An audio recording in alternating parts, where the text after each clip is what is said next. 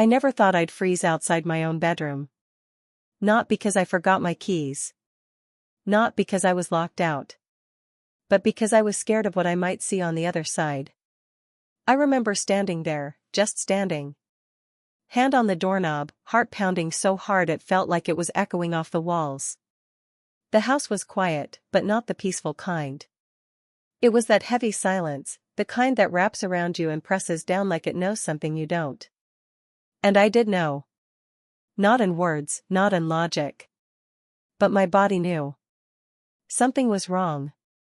Or maybe, something was about to change. Have you ever stood still for so long, just waiting, because deep down you were afraid the truth might break you?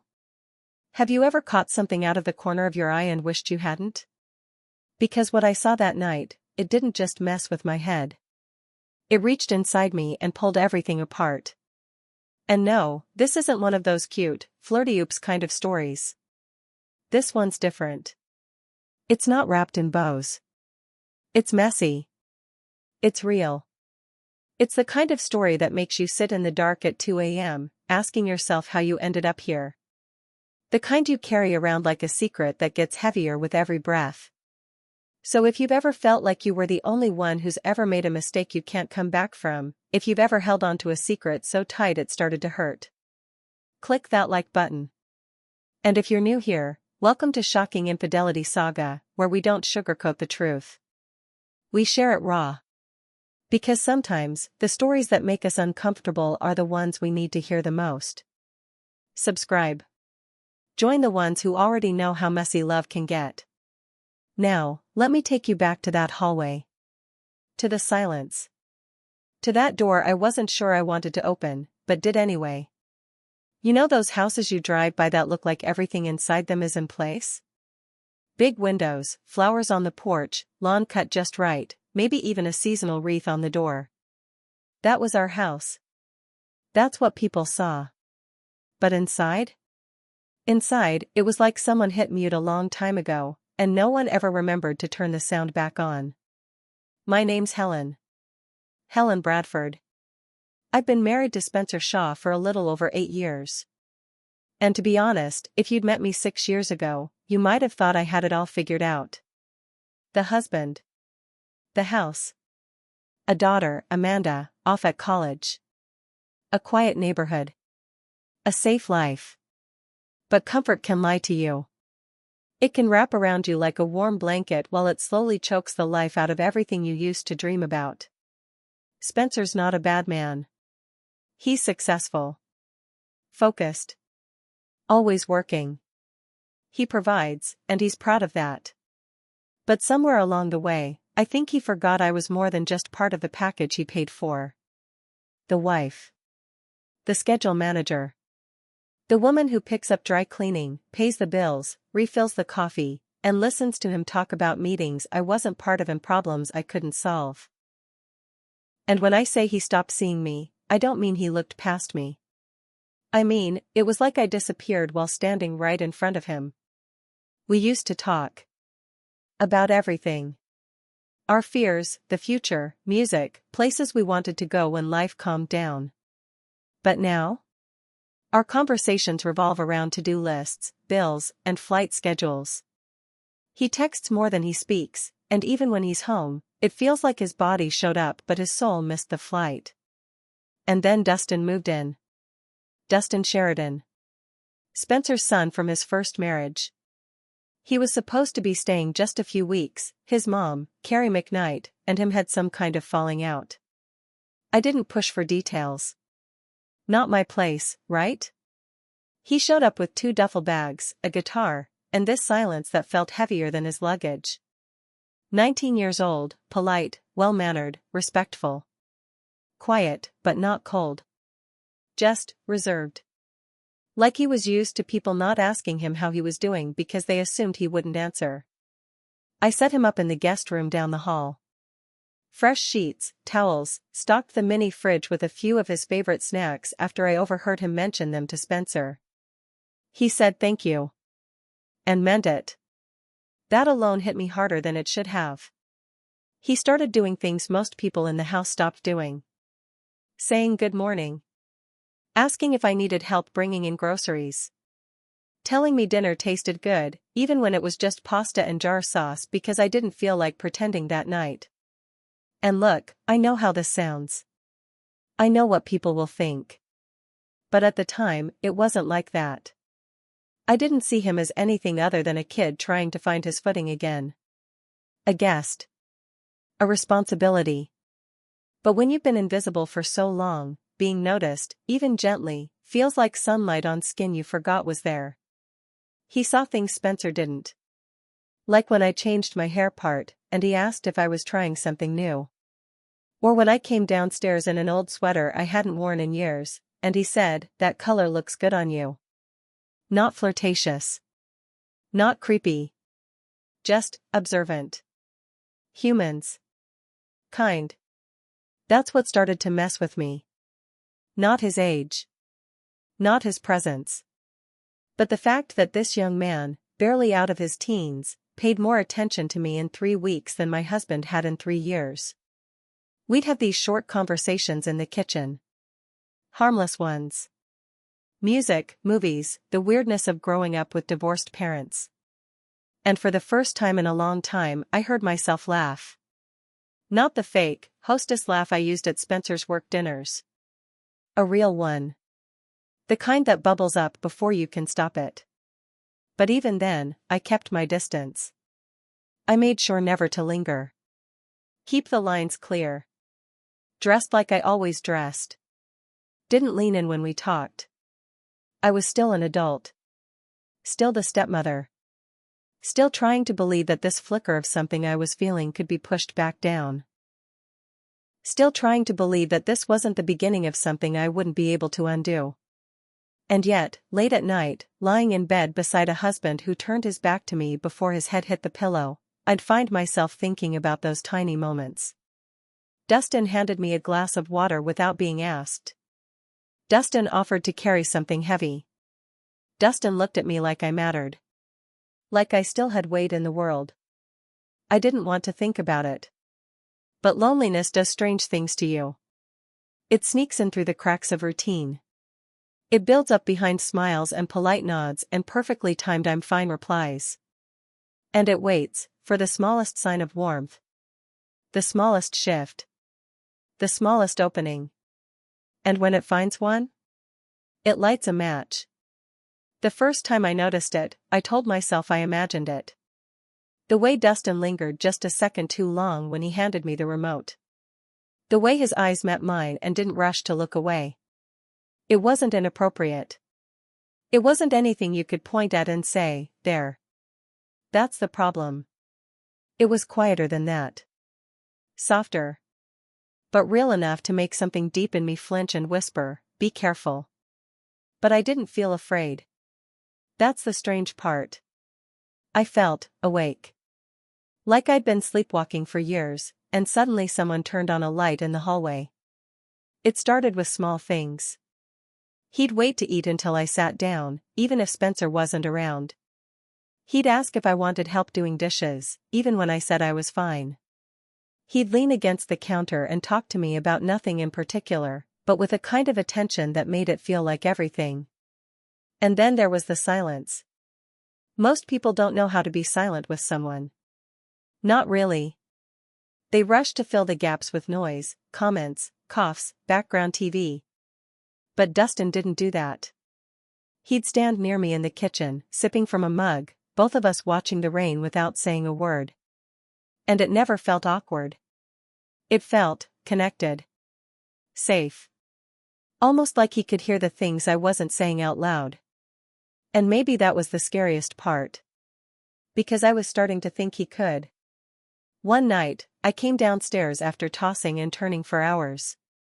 Spencer was in bed, had been for a while, already turned away, breathing deep and even. I just needed tea. Something warm. Something to hold. But Dustin was already there.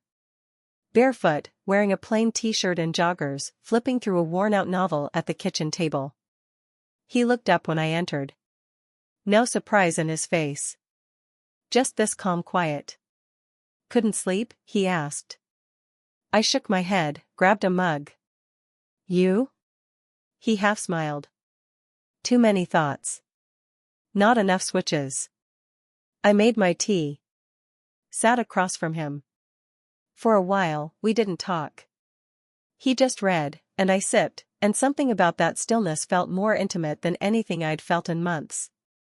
Then he said, without looking up, "Do you ever feel like you're only visible when someone needs something from you?" That sentence, it hit me so hard I had to put the cup down before I dropped it. He still wasn't looking at me. But I could feel it, he wasn't talking about himself. He was talking to me. And I didn't know how to answer, because the truth is, I had been feeling like that for years.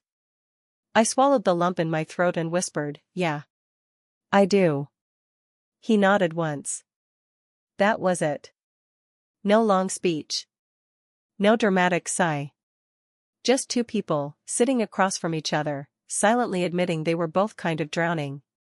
After that, something shifted. I started to notice how aware I was of him. The way he moved through the house. The sound of his door opening in the morning. The creak of the stairs when he came down for breakfast. And it wasn't about attraction, not yet. It was about presence. About feeling that someone actually saw me. Like I wasn't just filling a role. Like I wasn't just Spencer's wife, or Amanda's mom, or the woman who kept the fridge stocked and the towels folded. I was Helen. A person. A woman. And Dustin? He was starting to look at me like he could see her, not just the shell I'd become. One afternoon, I was in the backyard tending to the plants. I didn't hear the door open behind me, but I felt it, that shift in the air when someone's watching. I turned, and there he was. Shirt tucked into jeans. Hair messy like he'd just woken up. And he said, "You always take care of everything, even the flowers." It was such a simple sentence. But I hadn't heard someone acknowledge what I did in so long that it made my chest ache. He walked over and knelt beside me, helping me clear out the dead leaves. His hands got dirty. He didn't care. We didn't talk much, but there was something about the way he watched me, not with hunger, not with disrespect, but with a kind of gentle focus, like I was art. And I know how that sounds. I know how dangerous it is to even admit it. But when you've been starved of attention, of being seen, even the smallest kindness can feel like a lifeline. And I was holding on to that lifeline tighter than I wanted to admit. That night, I didn't dress like I usually did for bed. No oversized t-shirt. No fuzzy socks. I pulled on a tank top and left my robe loose. I told myself it was because of the heat. I told myself it was harmless. But deep down? I knew. I knew what I was doing. I lingered in the hallway a little longer after brushing my teeth, hoping to hear his door creak open. I told myself I was just checking if he needed anything, more towels, maybe. But it wasn't that. Not really. Because when I walked past his door and saw it cracked, just barely, I paused. Just for a second. Long enough to wonder if he knew I was there. Long enough to feel the butterflies I hadn't felt since I was 22 and someone looked at me like I was on fire. I walked to my room and shut the door. Locked it. Pressed my back against it. Heart pounding like I'd just outrun something I wasn't ready to face. I hadn't touched him. He hadn't touched me. Nothing had happened. But something was happening. Something invisible. Something electric. And in that moment, standing in the dark, I realized I was closer to crossing a line than I'd ever been in my life. It happened on a Thursday. Nothing about the day stood out. Spencer was out of town, again. Business dinner, back late, same as always. Amanda had texted to say she was staying on campus for the weekend, cramming for finals. The house was quiet, again. I made dinner, not that anyone cared. Some baked chicken, roasted carrots, and rice without thinking. Dustin hadn't come downstairs. I assumed he was studying, gaming, or maybe just lost in that dark cloud he carried around sometimes but never explained. I plated his food and left it on the counter with a sticky note. Eat while it's warm. H. I didn't sign it Mom or Stepmom. That felt fake. I didn't sign it Helen. That felt too formal. So I left the H, and hoped he'd understand whatever that meant. I cleaned the kitchen, wiped the counters twice, then wandered upstairs with a book I had no interest in reading. My body went through the motions like it always did. The brush the teeth, fluff the pillows, scroll the phone kind of evening. But I couldn't shake this strange feeling. Like my skin didn't quite fit. Like the silence was louder than usual. I laid in bed, staring at the ceiling, the book open on my chest and completely unread. The hallway was dark except for the faint glow of a light coming from Dustin's room. At first, I ignored it. Told myself he'd probably just fallen asleep with his lamp on. But then I heard it, soft, low sounds. Not music. Not TV. Something else. My heart ticked up a little, but I told myself not to overthink it.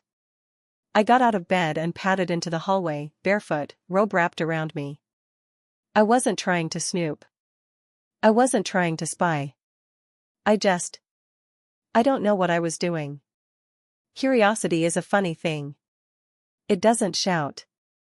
It whispers. And sometimes that whisper is louder than your conscience. His door was cracked. Just barely. Just enough to let out a thin line of light that stretched across the hallway carpet like a secret waiting to be tripped over. I didn't knock. I didn't call his name. I just moved closer. And that's when I saw it. Dustin. On his bed. His back slightly arched. His head tilted back. Hand moving under the blanket. And on the laptop in front of him. Me. It was a video. Grainy. Old. From years ago. One of those private recordings Spencer and I made during a rare night when things between us still sparked. Something we thought we'd deleted. Something that should have never resurfaced. But there it was. On his screen. Playing. And Dustin? He was watching. Focused. Not fast-forwarding. Not skipping. Just watching. Watching me. I couldn't move. I couldn't even breathe. My entire body locked up. I felt like I'd stepped on a landmine and if I moved, everything would explode. I didn't make a sound. Just stood there, frozen in the hallway, while my heart tried to crawl out of my chest. And the worst part? It wasn't just horror. It wasn't just a shock. It wasn't just the deep, nauseating discomfort of being seen like that by someone who shouldn't be seeing you like that. It was what stirred underneath all of that. This dark, messy, twisted feeling that said, "You're not invisible anymore." And I hated myself for it. I backed away slowly. The carpet felt like quicksand. My breath caught somewhere in my throat, tight and painful. I turned and walked back into my room like a ghost. Shut the door behind me and leaned against it, eyes wide, lungs burning. My hands were shaking. Not just from fear. From something else I didn't want to name. I sat on the edge of the bed, staring at the floor, trying to understand what I had just seen. Trying to figure out what it meant. Trying to unsee it. But I couldn't. Because that image, him, watching me, was burned behind my eyelids like a brand. And the question that haunted me most wasn't why did he do it? Or how did he find that video? It was, did he want me to see? Did he know I was there? Was this some sick mistake, or was it a message? A line drawn in soft, flickering light, daring me to step over it? I laid down fully clothed, heart still pounding, skin cold. The ceiling above me felt like it was leaning in. I wrapped my robe tighter, but nothing could shut out the image, or the feeling. Because that night, something cracked open. Not between us. Not yet. But inside me. And once it opened, I couldn't shut it again. I barely slept that night. It wasn't the kind of sleeplessness where you toss and turn, flip your pillow over a dozen times, and check the clock every 20 minutes. This was different. I just lay there. eyes wide open. Heart thudding. Brain buzzing. The image of Dustin. The video. The flicker of candlelight from his screen. It looped in my mind like a film reel I couldn't shut off. I kept asking myself the same 3 questions. Why did he have that video? How long had he been watching it? Did he know I was standing there? By the time the sun started to crawl up behind the trees, turning the sky pale and sleepy, I felt like I hadn't moved at all. I could hear birds chirping, the heater kicking on, the soft creak of floorboards. And then I heard his door open. I froze. Everything inside me clenched, like I was bracing for impact. But nothing happened. Just the sound of him going downstairs. Normal. Casual. Like everything was fine. So I followed. I wrapped my robe tighter, fixed my face in the mirror like I wasn't falling apart, and walked down the steps like it was any other Saturday. He was already in the kitchen, leaning against the counter, sipping coffee. Calm. Polite. Barefoot. Shirt wrinkled. Hair still wet from a shower. Like nothing had happened. He looked up when I entered. Morning. That's all he said. Not a twitch. Not a flinch. Not a trace of anything in his voice that hinted at the night before. And that somehow made it worse. Because I couldn't tell if he didn't know, or if he did and was pretending to. Morning, I said back, keeping my eyes on the coffee pot. I moved through the kitchen like a stranger in my own home. I poured him orange juice without asking. Made toast. Sliced strawberries. My hands moved automatically while my mind screamed. We sat at the table, just the 2 of us. Spencer wasn't due back until evening. The air between us was thick, not tense exactly, but heavy. Like it had shape and weight. I tried to eat. Couldn't. He ate quietly. Not rushed, not slow. Just like always. And that scared me. Because I wasn't like always. My insides felt like wires pulled too tight. At one point, he looked up. Our eyes met. And he didn't look away. He held it. Just long enough. And in that moment, something passed between us, silent, electric, dangerous. I dropped my gaze first. Do you want more coffee? I asked, already standing before he could answer. No, I'm good, he said, voice calm. Measured. I nodded, gripping the counter so hard my knuckles turned white. He finished eating, rinsed his plate, and left it in the rack. He thanked me for breakfast. And then, like it was the most normal thing in the world, he said, I'm gonna head to the gym. Need anything while I'm out? I shook my head. And just like that, he was gone. The door closed behind him, and I let out the breath I didn't know I'd been holding. I slid down the cabinet, knees pulled to my chest, head in my hands. My heart was still racing, and I didn't know what I felt. It wasn't about being desired, not really. It was about being noticed. Being seen. Being something more than a shadow behind someone else's spotlight. I hated myself for even thinking about it. So I did what I always did when I didn't know what to do. I cleaned. I scrubbed the kitchen, even though it didn't need it. I vacuumed the living room, rearranged the pillows, wiped down picture frames that already sparkled. I tried to outrun the thoughts crawling up the back of my mind. But they followed me. All day. Every creak of the stairs made my heart jump.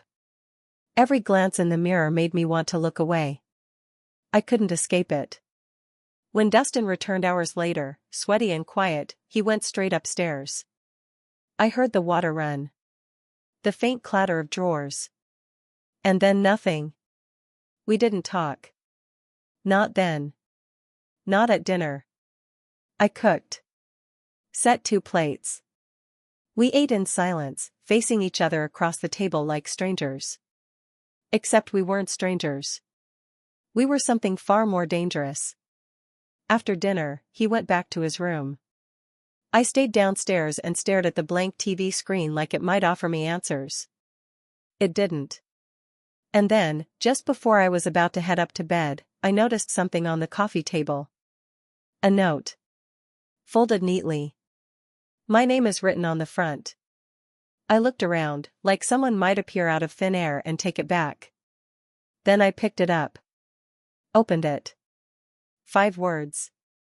You're more than they see. That's it. No signature.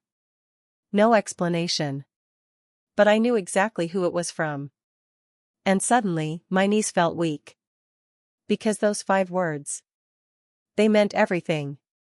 And I couldn't pretend anymore that this was just in my head. Something had shifted. Between us. Around us. Inside me. And I had no idea how to stop it. After the note, I told myself I'd set boundaries. I told myself it was just a one-time thing, a moment of confusion, a boy trying to be kind, nothing more. I even rehearsed a speech in the mirror that night. This has to stop. I'm your stepmother. You're young, I'm married, this can't happen. But when I saw him the next morning, standing at the sink in a soft black t-shirt, sleeves rolled, steam rising from his coffee mug, I forgot every word. He didn't bring up the note. Didn't ask if I got it. He just smiled, handed me my favorite mug like it was the most natural thing in the world, and said, "You look rested." And I lied. I said, "I am." But I hadn't slept a second. That whole day felt like walking a tightrope over a fire I'd helped light. I could still feel the paper of that note in my palm, like it had left a permanent mark. And from that day forward, something between us changed. Not loud. Not dramatic. Quiet. Subtle. But undeniable. The way he looked at me when I passed by, not like I was his stepmother, not like I was someone he owed respect to, but like I was a mystery he wanted to solve. A song he couldn't stop listening to. And the worst part? I looked back. Sometimes I'd catch myself watching him from the window while he worked out in the backyard. Shirt damp with sweat. Muscles tensed. Breath steady. I wasn't supposed to notice those things. But I did. I'd tell myself to look away. And then I wouldn't. I started wearing perfume again, the one Spencer used to love but hadn't commented on in years. I found myself choosing softer tops, delicate fabrics, looser necklines. Not because I wanted anything to happen, but because something already had. It wasn't physical. Not yet. It was emotional. And that's a different kind of danger. Because once someone starts living inside your thoughts, it's hard to evict them. One night, Spencer called. Said his trip had been extended another week. I hung up and didn't feel relief or disappointment, just nothing. An empty, silent of course that rang through my chest like a bell that no one else could hear. I went downstairs to clean up. Dustin was in the living room, sketchbook in hand, pencil moving quickly. He didn't look up. Just said, "Don't move." I froze. What? He smiled. You're standing in the light just right. It's soft. Stay. I laughed. Are you drawing me? He looked up finally, eyes steady, voice low. I already was. My chest tightened. I didn't know what to do with that. So I sat on the arm of the couch, watching him sketch, pretending it didn't mean anything. But the silence between us was full of everything. When he finally closed the book, he handed it to me without a word. I opened the page and felt my breath catch. It was me. Sitting on the edge of my bed, brushing my hair. Just like I'd done the night before. I hadn't even known he saw me. But he had. He'd captured it exactly, the fall of my robe, the curve of my back, the expression on my face. I didn't look posed or polished. I looked real. Raw. Like someone with a story she couldn't tell. I looked up at him. Why this moment? He didn't blink. Because that's when you look the most like you. I set the book down.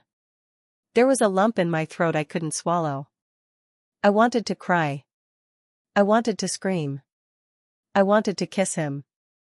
Instead, I stood up and whispered, "I'm going to bed." He nodded, stood too, and for a moment we were inches apart. I could feel the heat between us. The pull. His eyes flicked to my lips. Just for a second. And I didn't move. I didn't say stop. I just turned and walked away. Slowly. And left the door cracked. Just a little. The days that followed blurred together. I'd find notes slipped into my books. You deserve more. Some people only see your role. I see your heart. I'd never treat you like background noise. I kept every one. Tucked them away like secret oxygen. And with every note, I crumbled a little more. It didn't feel like cheating, not yet. But it felt like betrayal.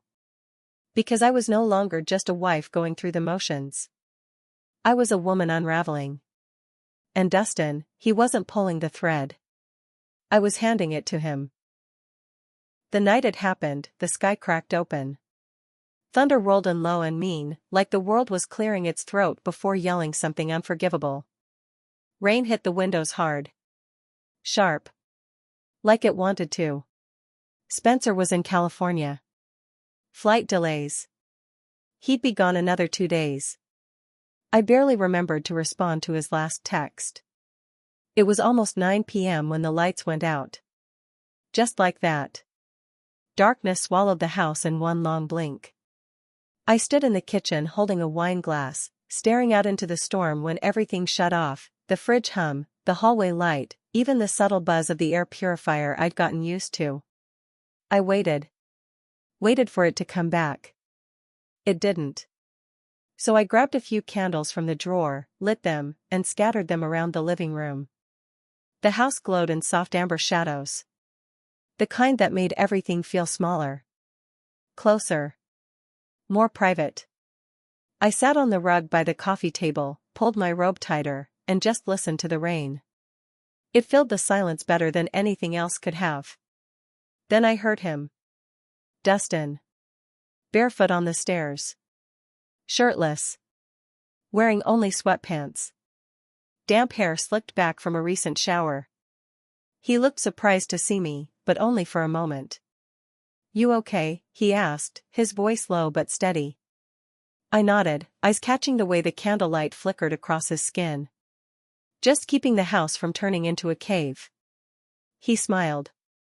And for a second, maybe 2, we just looked at each other. Then he stepped forward, slowly, and lowered himself across from me on the rug.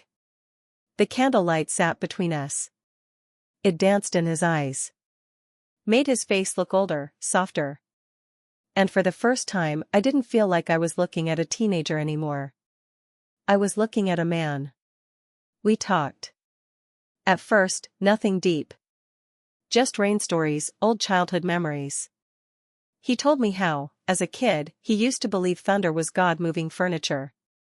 I laughed, not because it was funny, but because the way he said it made me feel 11 again.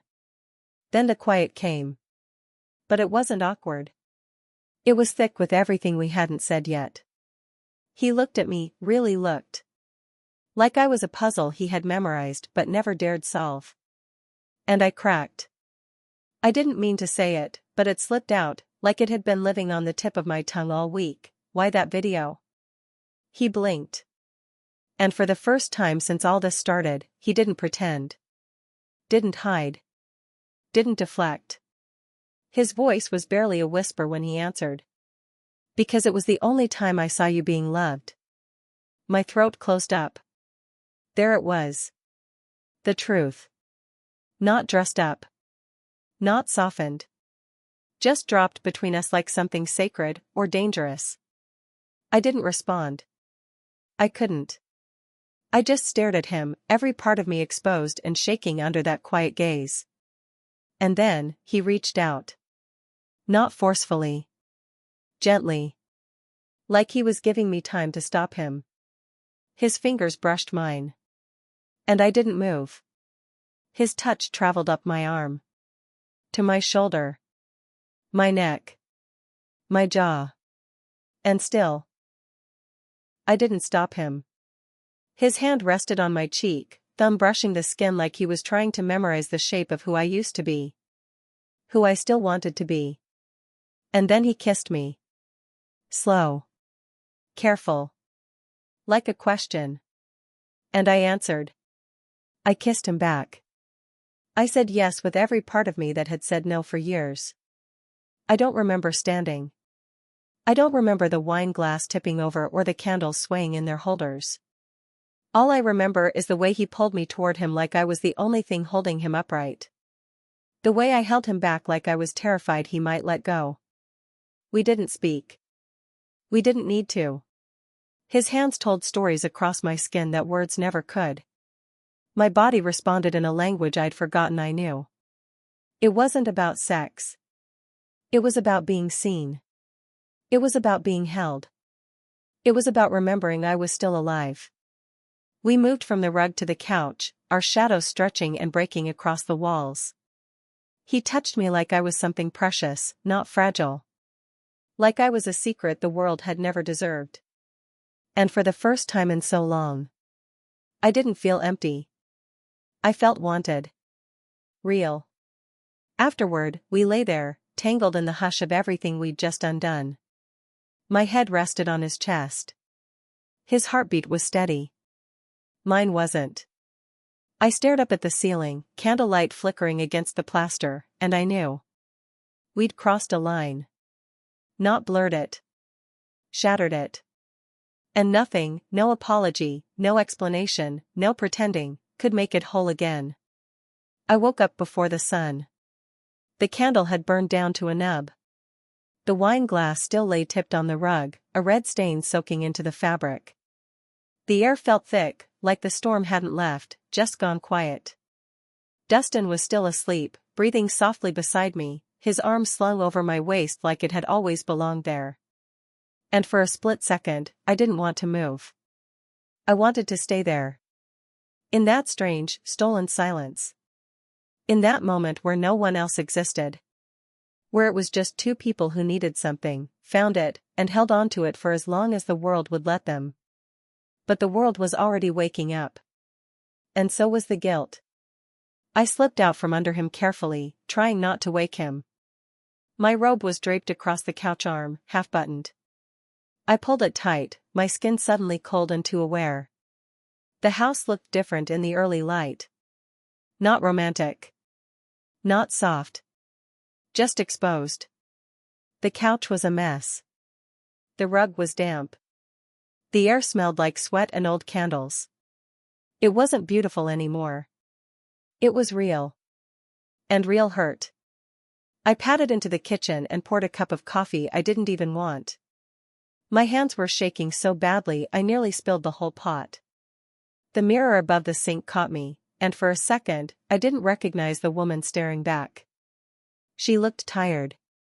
Scared.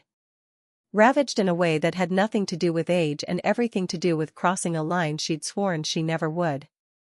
That woman had kissed her husband's son. Had slept with him. And now, she didn't know who she was anymore. I stood there, mug in hand, staring at my reflection, wondering if there was any way to go back.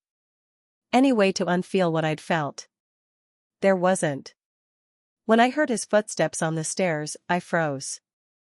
And when he appeared in the doorway, shirt back on, hair messy, lips parted like he was about to say something tender, I looked away.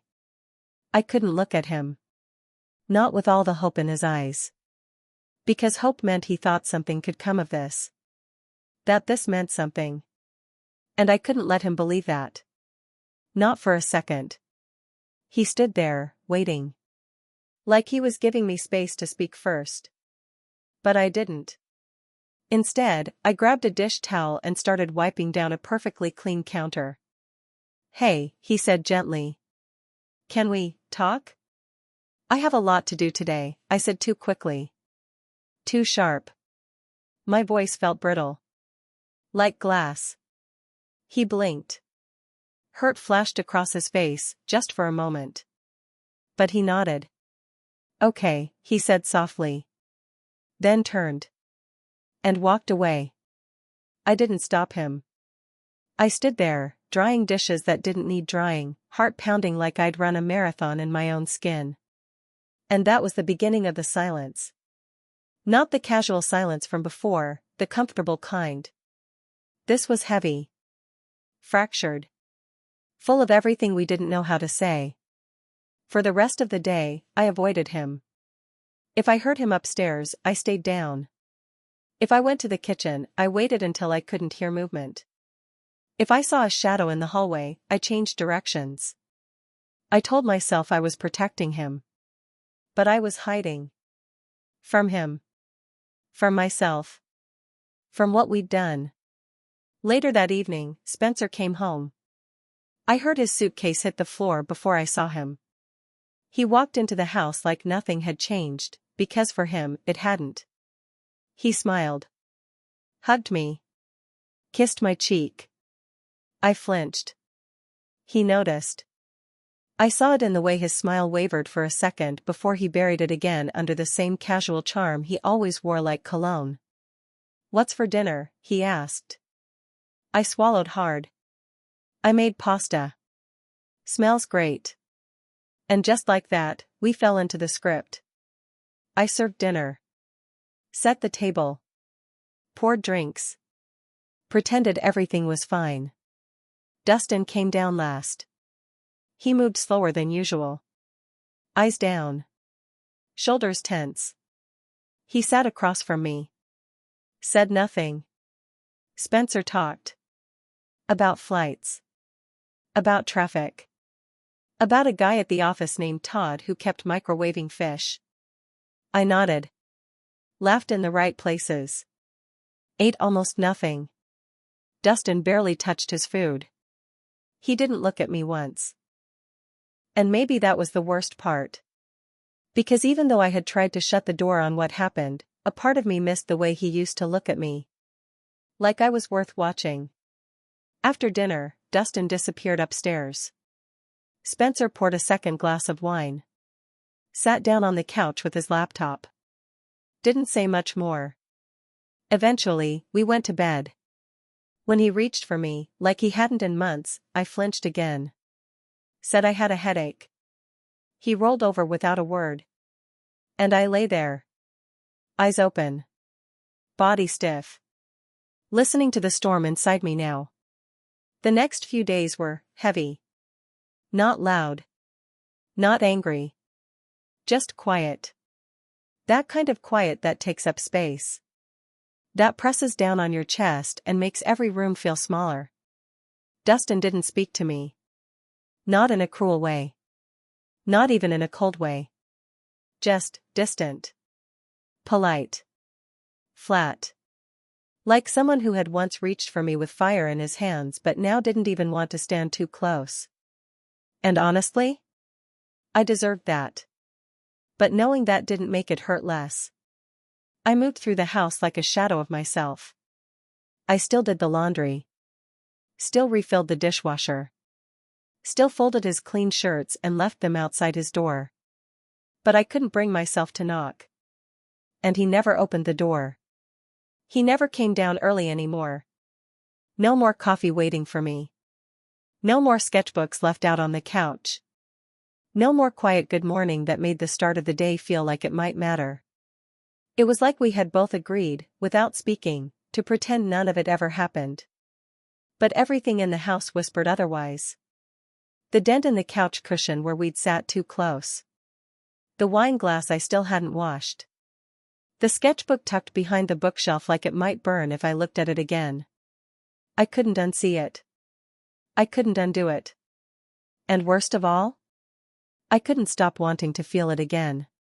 The silence between us became a third presence in the house. Me. Dustin. And the thing we didn't talk about.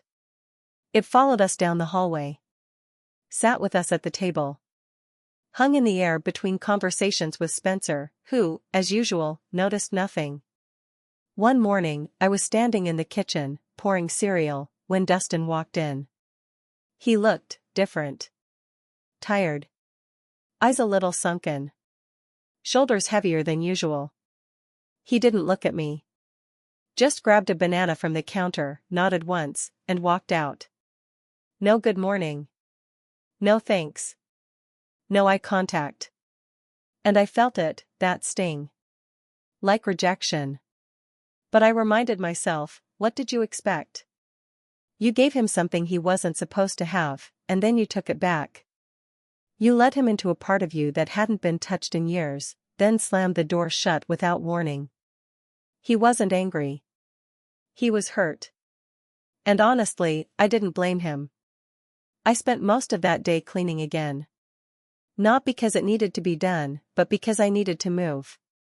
To scrub away something I couldn't name. I wiped down the picture frames. Washed curtains. Rearranged books I'd never read. That's when I found it. One of his notes. Still folded. Still hidden beneath a coaster in the corner of the coffee table. I hadn't touched it since that night. I opened it slowly, hands shaking like I was peeling back skin instead of paper. If I could rewrite time, I'd start with you.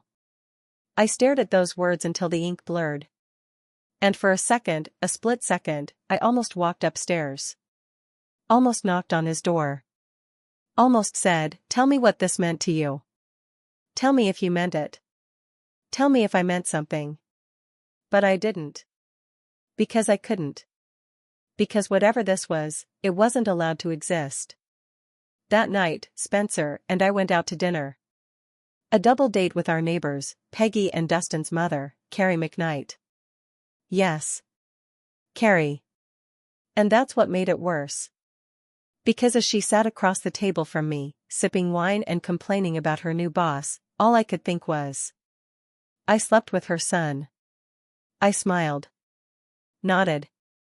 Laughed at the right times. Said polite things like, that's awful, and you should talk to HR, while my insides screamed.